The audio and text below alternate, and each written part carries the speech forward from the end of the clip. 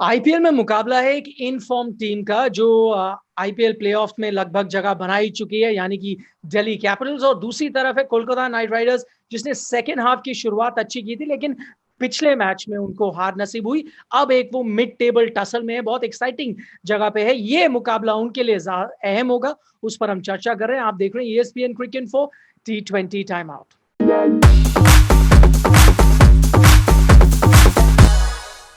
और हमारे साथ इस मैच का प्रीव्यू करेंगे आकाश चोपड़ा। आकाश, सबसे पहले कोलकाता की जो बॉलिंग के सरदर्द है पृथ्वी शॉ, उन पे हम नजर डाल रहे हैं।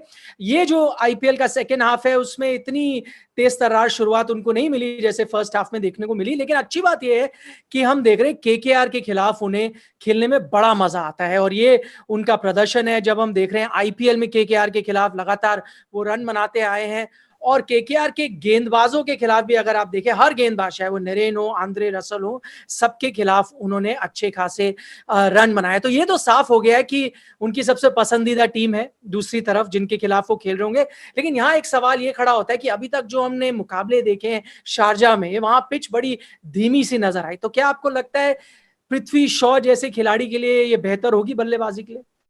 देखिए, आइडियल तो नहीं है क्योंकि पृथ्वी शॉ जिस तरीके के बल्लेबाज हैं, जितनी ऊपर से बल्ला उठाते हैं और जितनी स्पीड से नीचे आता है, बैट अगर वो कहते हैं ना, गेंद अगर बैट पे आए तो उनको उनके लिए वो आइडियल है। तो फिर जितनी फ्लैट पिच होगी, जितनी थोड़ा सा तेज भी रहे पिच तो भी चलेगा, पर जितनी स्लो होती जाएगी उतना उनके लिए मुश्किल होता जाएगा। इनफैक्ट अगर आप उनके डिस्टेंस देखें, मतलब दुबई की पिच पे भी वो खलील ने आके वो स्लोअर वन डाली, इन्होंने मारा, सर पे गेंद खड़ी हुई। तो ये एक टेम्पलेट से सेट हो गया है कि आप पृथ्वी शॉ को देखिए तो धीमी गेंद करिए, आप तेज मत डालिए। इवेंचुअली उनको वो गति ढूंढने के चक्कर में वो अपनी विकेट गवा बैठते हैं। और सी कोलकाता का वैसे ही पता नहीं चलता कि किससे शुरू करेंगे। कभी कभी वो 5 ओवर स्पिन से करा देते हैं, कभी वो स्पिन कराते ही नहीं है, कभी पहले 10 ओवर में लॉकी को खत्म कर देते हैं। थोड़ा सा इंटरेस्टिंग कहूंगा मैं, उनकी रोचक है कप्तानी का अंदाज। बाहर से बोर्ड दिखाते हैं और उसके बाद फिर उसी अंदाज में चलती है क्रिकेट। पर शारजा का मैदान पहले 6 ओवर आपके लिए बेस्ट रन बनाने के लिए, लेकिन अगर उसमें आप स्पिन कराते हैं तो पृथ्वी शॉ के लिए थोड़ी सी मुश्किल होगी। बड़ा इंटरेस्टिंग आपने कहा, क्योंकि शुरुआती ओवर्स कैसे होंगे, क्या स्पिन गेंदबाज आते हैं, यानी स्ट्रोक मेकर्स हैं। अगर आप टॉप ऑर्डर देखें दिल्ली कैपिटल्स का, तो इस बीच एक खिलाड़ी का जो योगदान है वो बहुत अहम हो जाएगा। श्रेयस अय्यर के बारे में हम बात करें, यहाँ पर दोनों मैचेस में वो इन फॉर्म नजर आए हैं। उन्होंने 47 रन नाबाद पिछले मैच में भी बनाए थे। मैं उनका रिकॉर्ड बतौर बल्लेबाज केकेआर स्पिनर्स के खिलाफ देख रहा हूँ, और नरेन और वरुण चक्रवर्ती जिन्होंने सबको परेशानी में डाल दिया है, उनके खिलाफ इनका रिकॉर्ड बहुत ही अच्छा है। अच्छा स्ट्राइक रेट है। चक्रवर्ती के खिलाफ तो 250 का स्ट्राइक रेट है। हालांकि चक्रवर्ती ने उनको एक बार आउट किया, लेकिन उस मैच में भी उन्होंने अच्छी खासी बल्लेबाजी करी थी। इन सब चीजों को ध्यान में रखते हुए ये बहुत ही अहम हो जाते हैं दिल्ली कैपिटल्स के लिए। हो जाते हैं क्योंकि हमने ये देखा है कि पहले 10 ओवर में इस मैदान पे ज्यादा रन बन रहे हैं, बाद के 10 ओवर में कम रन बन रहे हैं। आप किसी भी टीम को उठाकर देख लीजिए, उस सब हर टीम का वो हश्र उसी प्रकार से हो रहा है। तो मिडिल ऑर्डर में अगर कोई आए जो स्पिन को बहुत अच्छा खेलता हो, जो गेम को चला सके, क्योंकि आपको you have to reassess the targets ने खेलना हो। ऐसा नहीं है कि आप शारजा है तो रेपुटेशन है तो 200 को ढूंढ रहे हैं। यहाँ 165 विनिंग टोटल है, 125 भी विनिंग टोटल बन जाता है। तो ऐसे में तो आप 150 की तरफ देखते हैं, तो बीच में आप गेम को, अगर आप स्पिन अच्छी खेलते हैं, आप गेम को चला सकते हैं, क्योंकि चौके छक्के के ऊपर सिर्फ आप निर्भर नहीं है। श्रेयस अय्यर अच्छी बैटिंग कर रहे हैं, अपने आप को थोड़ा समय देते हैं, उसके बाद स्पिन के खिलाफ वो अच्छे शॉट्स हैं उनके पास, चाहे वो सीधा हो या फिर ओवर कवर्स हो। तो आप उम्मीद करेंगे कि वो अच्छा करें दिल्ली के दृष्टिकोण से। पर कोलकाता चाहेगा कि भाई इनको पकड़ो, क्योंकि अगर आप ये टॉप 4 को तंग कर लेते हैं, क्योंकि उसके बाद ऋषभ पंत आते हैं, फिर तो शिमरन हेटमायर हैं जो हिट एंड मिस हो सकते हैं अगर बॉल ग्रिप कर रही है। स्टॉइनिस की अवेलेबिलिटी का पता नहीं है। तो टॉप 4 को आउट करना कोलकाता के लिए एब्सोल्युटली इंपेरेटिव है। अगर वो नहीं करेंगे तो फिर एक बड़े टोटल का या तो पीछा करना पड़ेगा या टोटल को डिफेंड नहीं कर पाएंगे। इसी इसी बैटिंग ऑर्डर पे अगर मैं सवाल आगे करूं, जैसे आपने सही भी कहा कि टॉप 4 पे आपको ध्यान देना होगा। इस बीच खबर जो ये आ रही है दिल्ली कैपिटल्स के कैंप से कि सैम बिलिंग्स क्वारंटीन से बाहर हो गए, अब अवेलेबल होंगे। पिछली बार हमने देखा था सिर्फ 3 ओवरसीज खिलाड़ियों के साथ गई थी। क्या मुमकिन है ललित यादव को अब आप अफोर्ड कर सकते हैं बैठाना, और चाहे तो बिलिंग्स आ सकते हैं? देखिए, बिठा सकते हैं आप। बिठाने में मतलब अभी तो आपके पास वैसे भी इतने अंक हैं कि आप ऑलमोस्ट क्वालिफाइड हैं। For all practical purposes you qualified. आज तक नहीं हुआ कि 16 अंकों पे कोई टीम क्वालिफाई ना हुई हो, और आप वहां ऑलरेडी पहुंच चुके हैं। पर सी स्टॉइनिस के जाने से एक नुकसान होता है कि आपका छठा गेंदबाज नहीं होता। जब आप ललित यादव को खिलाते हैं तो आपके जहन में एक बात रहती है, कहीं जरूरत पड़ी तो 2 ओवर करवा लूंगा, और खासतौर से ऐसी पिच हो तो आप करवा भी सकते हैं। पर अगर आप सैम बिलिंग्स की तरफ गए, एक तो विदेशी बल्लेबाज है जो बैटिंग करेगा number 5, number 6, number 5, number 6 slow pitch के ऊपर, टर्निंग पिच के ऊपर कितने वो रन बना पाएंगे, पहला तो यही बड़ा सवाल रहेगा। उसके बाद बॉलिंग का आपके फिर विकल्प नहीं बचेंगे, आप सिर्फ 5 बॉलर्स के साथ उतरने के लिए मजबूर हो जाएंगे। तो टेम्पटेशन तो रहेगी कि आप भाई खिलाड़ी आपने विदेशी रखा हुआ है तो खिलाइए, क्यों 3 से उतर रहे हैं।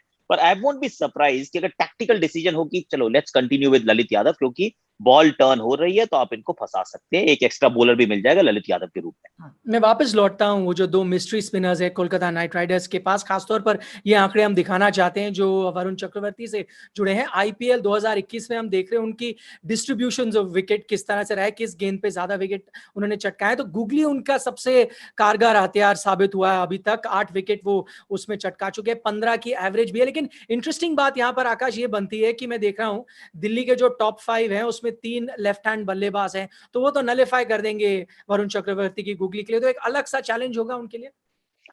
देखिए बॉलिंग बहुत अच्छी कर रहे हैं और स्ट्रेट लाइंस डालते हैं, बहुत अंदर आने वाली गेंदें अमूमन आउट करती हैं।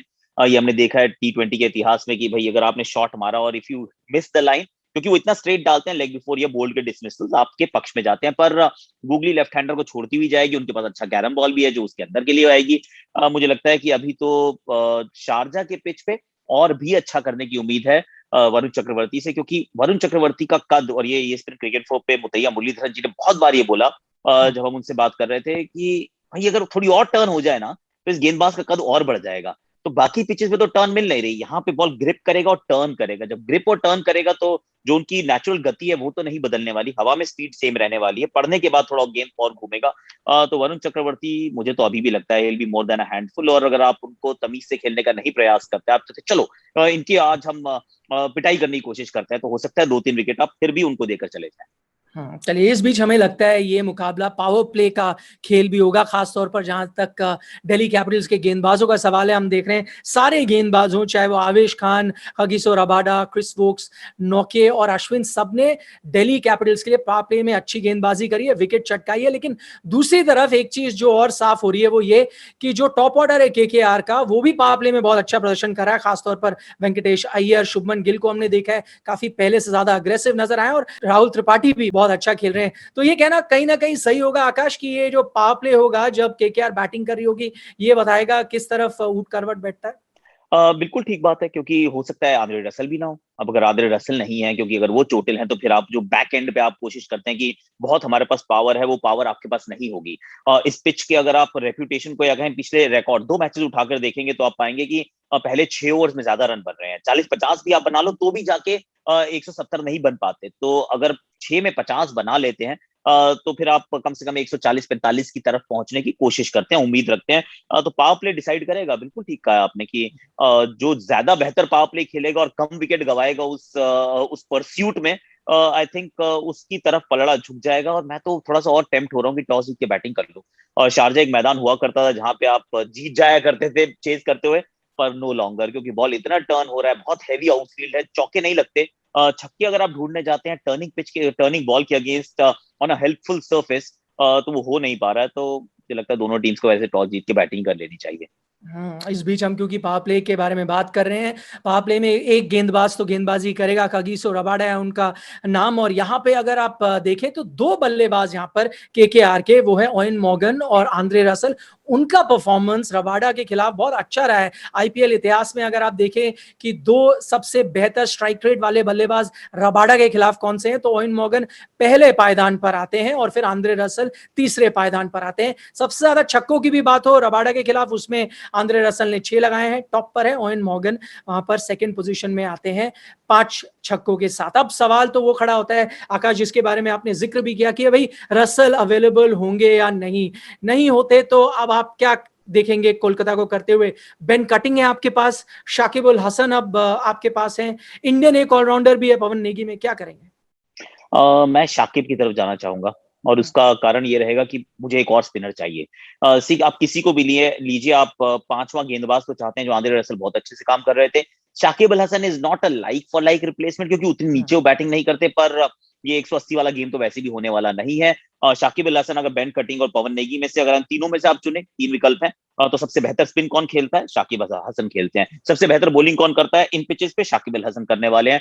तो आप उनको एक फ्लोटर के रूप में अपने पास रख सकते हैं, क्योंकि एक नाम आपने लिए ऑन मॉर्गन, बैटिंग में रन नहीं बने, रेप्यूटेशन ठीक है, रन आपने पूरा इतिहास उठाकर देख लिया कि रबाडा की बहुत पिटाई करते हैं, पर इस टूर्नामेंट में अभी तक पहला लेग, दूसरा लेग, आई डोंट थिंक उनके 200 रन भी हुए होंगे, और स्ट्राइक रेट भी बहुत साधारण रहा होगा। तो मुझे नहीं लगता कि ऑन मॉर्गन उतनी बड़ी थ्रेट है। अगर रबाडा के साथ वो मैचअप हो जाए तो रबाडा के जीतने के शायद चांसेस यहाँ पर ज्यादा रहेंगे। पर शाकिब अल हसन, जिनका आप इस्तेमाल कर सकते हैं, एक और लेफ्ट हैंडर को भेजिए बीच में, और हो सकता है कि वो अक्षर पटेल, जिनको बीच में आप बॉलिंग करवाना चाहते हैं, हो सकता है कि आप उनके कद को थोड़ा छोटा कर पाए, और शाकिब अल हसन के वो 4 ओवर शायद आपके काम आ जाए। बहुत बहुत शुक्रिया आकाश इस चर्चा के लिए, क्योंकि लेकिन आपने ओवन मॉर्गन के बारे में बात की, तो जाते जाते एक स्टैट दे दें कि आखिरी आईपीएल के बाद से जितना भी T20 क्रिकेट खेले हैं उनकी एवरेज है 18.92 की, और इस बीच एक भी अर्धशतक उन्होंने नहीं लगाया है। तो आप देख रहे थे ESPN क्रिक इन्फो T20 टाइम आउट।